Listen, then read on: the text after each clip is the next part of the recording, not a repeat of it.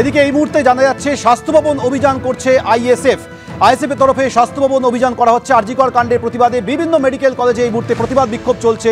সরাসরি চলে যাব আমাদের প্রতিনিধি ঐশী মুখোপাধ্যায় এই মুহূর্তে আমাদের সঙ্গে। ঐশী, দেখাও ছবিটা।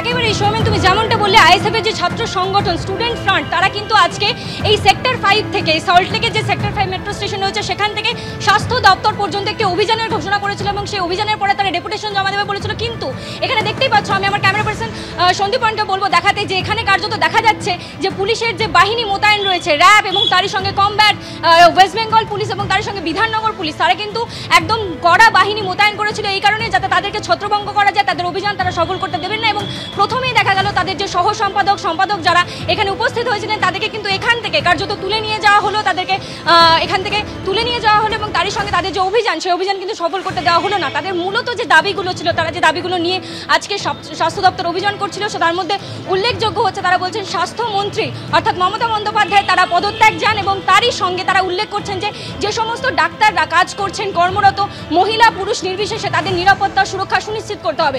ধর্ষকদেরকে পুলিশরা ধরতে পারছে না, অথচ যারা কাজ করছেন ডাক্তাররা তাদেরকে কিন্তু নিরাপত্তা দিতে পারছেন না, অথচ যারা আন্দোলন করছে, গণতান্ত্রিক উপায়ে যারা আন্দোলন করছে তাদেরকে এইভাবে ছত্রভঙ্গ করা হচ্ছে, তাদেরকে আন্দোলন করতে দেওয়া হচ্ছে না।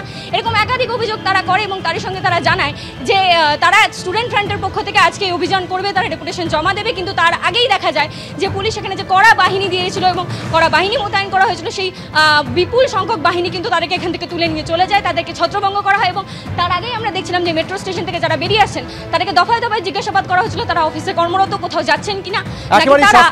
এই অভিযান পুলিশ ব্যর্থ করে দিয়েছে, আইএসএফ এর তরফ থেকে স্বাস্থ্য ভবন অভিযান করা হয়েছিল। তোমাকে আপাতত ধন্যবাদ ঐশী। আরজিকর কাণ্ডের প্রতিবাদে গোটা দেশ উত্তাল, দেশের বিভিন্ন প্রান্তে প্রতিবাদ বিক্ষোভ চলছে। এইমসও এই মুহূর্তে ডাক্তাররা বিক্ষোভ দেখাতে শুরু করেছেন। আপনারা জানি রাখি যে কলকাতার পাশাপাশি বিভিন্ন জেলায় এই বিক্ষোভ চলছে, যার প্রভাব গিয়ে পড়েছে জাতীয় স্তরে। সরাসরি রয়েছে আমাদের প্রতিনিধি বিজেন্দ্র সিং। বিজেন্দ্র, দেখাও ছবিটা।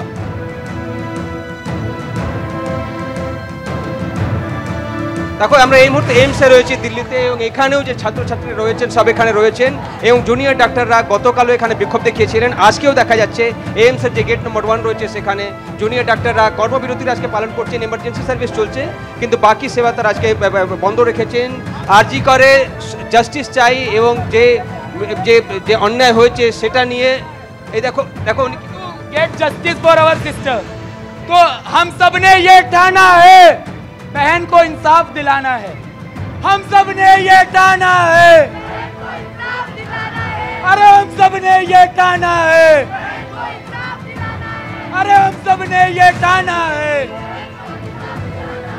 দেখো, এই স্লোগান আছে এখানে, জাস্টিসের স্লোগান রয়েছে এবং বোনকে অন্যায় হয়েছে তাকে জাস্টিস দিতে হবে সেটা দেখতে হবে। একটা পোস্টার এখানে দেখো। বিজেন্দ্র, তুমি আমাদের সঙ্গে থাকো।